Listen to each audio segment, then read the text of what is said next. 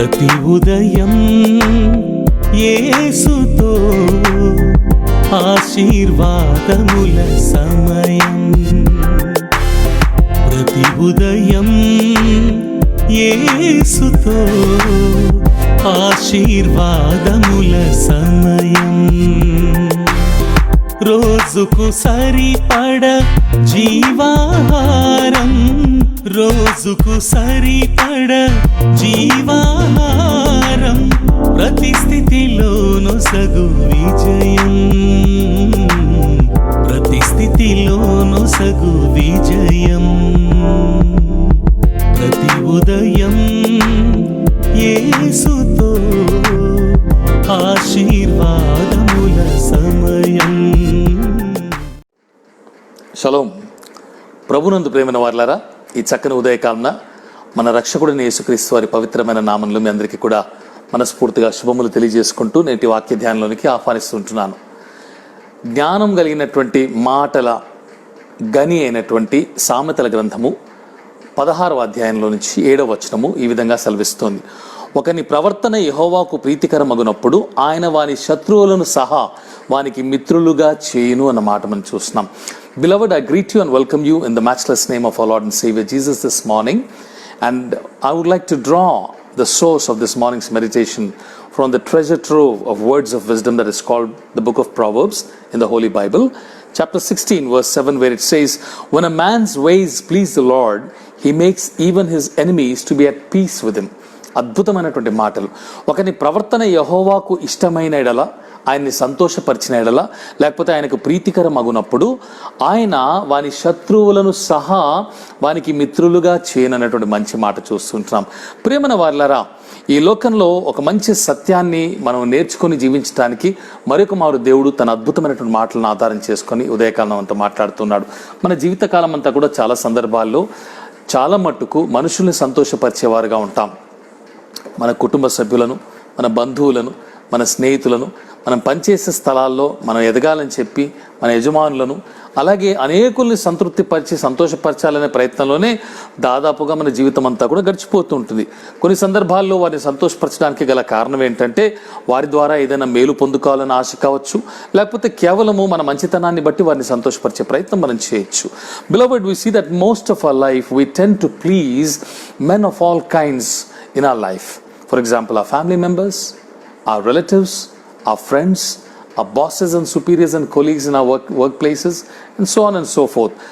Either with an intention to receive a favor in return from them, or just as a gesture of goodwill, we try to please these people by doing good things towards them. అయితే చాలాసార్లు కూడా చాలా సందర్భాల్లో వారిని సంతోషపరిచేటువంటి ప్రయత్నం మనం చేసినప్పటికీ కూడా బదులుగా మనోవేదన, మానసిక ఒత్తిడి, బాధ, హృదయానికి గాయాలు ఇవన్నీ కూడా తగులుతూ ఉంటాయి. Though many times we try to please men, we end up receiving heartache, pain, hurt and insult. సంతోషకరమైన పరిణామాలు చాలా తక్కువగా మనకు లభిస్తూ ఉంటాయి. చేసిన దానికి బదులుగా వచ్చేటువంటి ప్రతిఫలాలు చాలా సందర్భాల్లో చాలా తక్కువగా మంచివి ఉంటాయి మానవులకి మనం చేసినప్పుడు. అయితే we forget the key that if we please God, then everyone and everything is taken care of. దేవుణ్ణి గనుక మనం సంతోషపరిచినట్లయితే, ఆయనకు గనక మనం ప్రీతికరమైనటువంటి విధంగా జీవించినట్లయితే అప్పుడు మనుషులందరినీ కూడా మనతో సమాధాన పరుస్తానని చెప్పి వాగ్దానం చేస్తున్నాడు. సామెతల 16:7లో చూసినట్టు మన శత్రువులను సైతము మనకు మిత్రులుగా చేస్తానంటున్నాడు. ఎప్పుడు? దేవుణ్ణి సంతోషపరిచినప్పుడు. అయితే మనం మర్చిపోతుంటాం దేవుణ్ణి సంతోషపరచాలనే సత్యాన్ని మనం పక్కన పెట్టి మనుషుల్ని సంతోషపరచాలి, వారి యొక్క మెప్పు పొందాలి, వారి మన్నన పొందాలనేటువంటి ప్రయత్నంలోనే మనిషి యొక్క జీవితం అంతా కూడా జీవితకాలం అయిపోతున్నట్టుగా చూస్తాం. గలతీయులకు రాసిన పత్రికలో కూడా 1వ అధ్యాయంలో 10వ వచనంలో పౌలు ఒక మాట అంటాడు, ఇప్పుడు నేను మనుష్యుల దయను సంపాదించుకుని చూచుచున్నానా, దేవుని దయను సంపాదించుకుని చూచుచున్నానా, నేను మనుష్యులను సంతోషపెట్ట గోరుచున్నానా, నేను ఇప్పటికిని మనుష్యులను సంతోషపెట్టు వాడనైతే క్రీస్తు దాసులను కాకయే పోవుదునంటున్నాడు.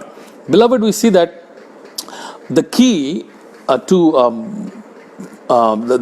the very key to be at peace with men or to be happy with everything in life is to please God.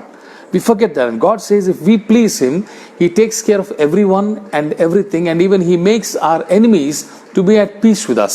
And we forget that wonderful truth, and we end up trying to please men all our life. We do many things, but we don't please God. And what is it that we need to do to please God?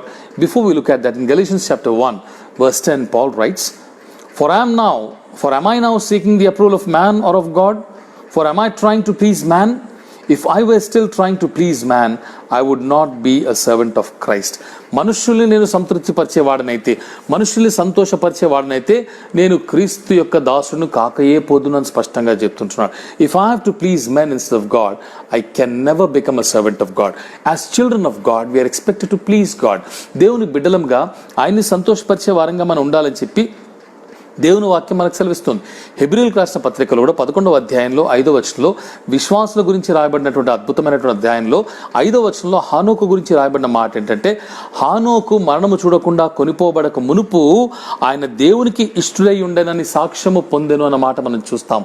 We see in Hebrews chapter 11 where the history of all the people of great faith is written in a very short chapter.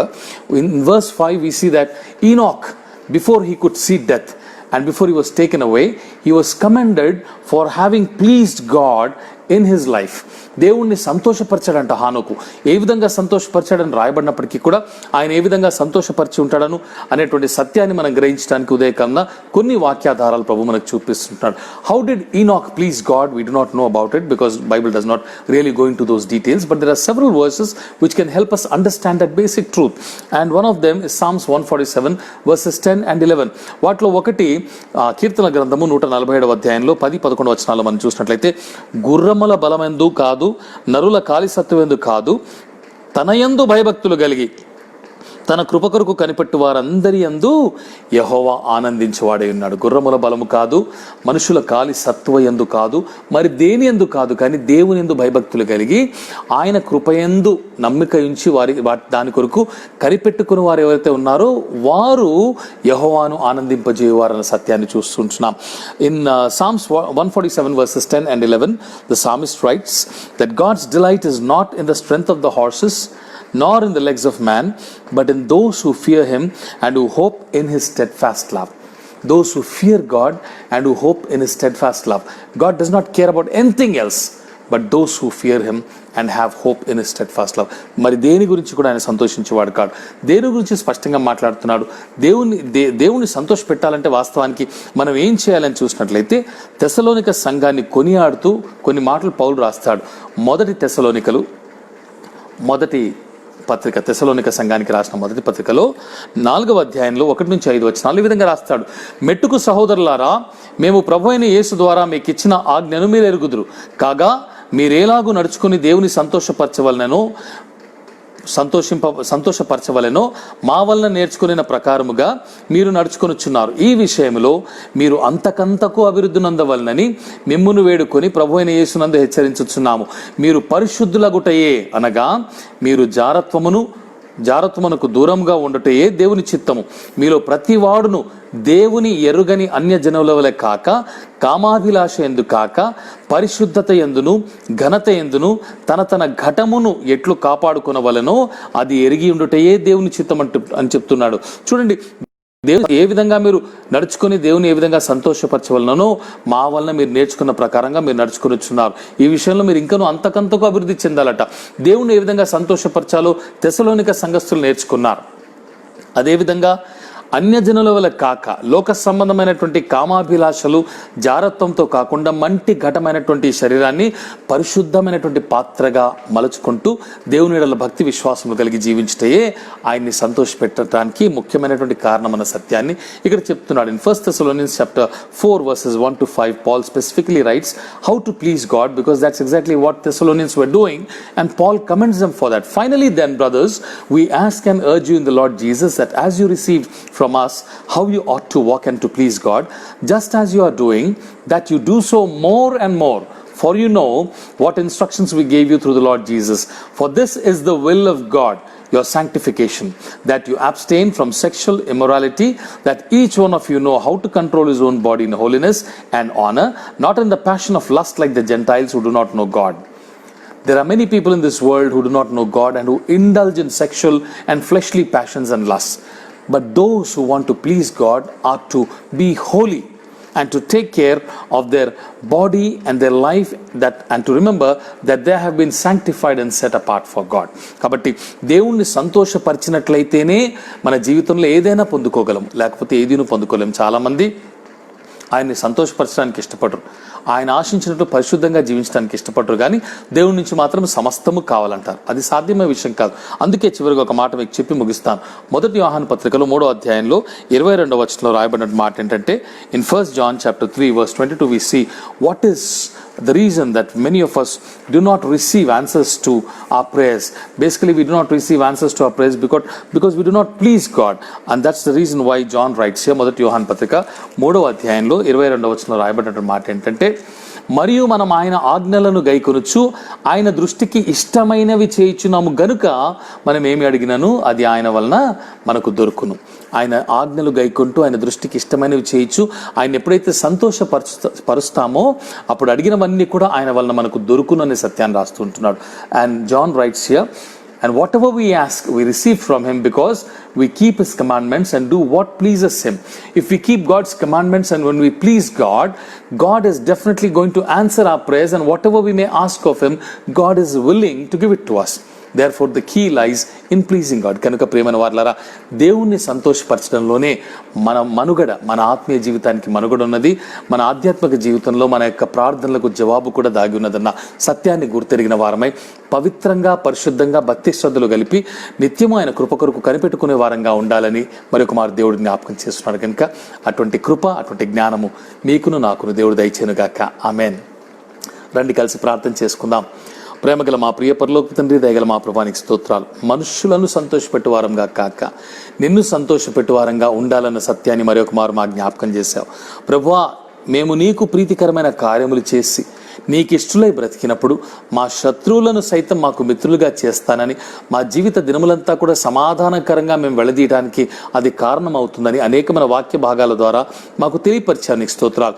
మనుషుల్ని సంతోషపెట్టు వారమైతే మా జీవితంలో సమాధానం ఉండదు, సంతోషం ఉండదు, సత్ఫలితాలు ఉండవు, మా యొక్క ప్రార్థనలకు జవాబులు ఉండవు. కానీ ఎప్పుడైతే నిన్ను సంతోషపెట్టి నీ ఆజ్ఞలు గైకుంటూ పవిత్రంగా, పరిశుద్ధంగా, భక్తి శ్రద్ధలు కలిగి జారత్వముకు దూరంగా అనులవలే కాకుండా నీకు ఇష్టలై జీవించినప్పుడు ప్రభువా, సమస్తమును నీవు జరిగించేవాడవని మరొక మారు మాకు జ్ఞాపకం చేశావు. అంతరించిపోవచ్చినటువంటి, గతించిపోవచ్చినటువంటి పాపయుక్తమైన ఈ లోకంలో నీ కొరకు మేము నిన్ను సంతోషపెట్టే బిడ్డలుగా జీవించుటకు సహాయం చేయమని మా రక్షకుడు, మా ప్రభుని యేసు నామములో ప్రార్థన చేసి స్తుతించి అడిగి పొందుకున్నాం పరమ తండ్రి. ఆమెన్. ప్రభు మిమ్మల్ని బహుగా దీవించి ఆశీర్వదించుగాక. షలోం. ప్రతి ఉదయం యేసుతో ఆశీర్వాదముల సమయం.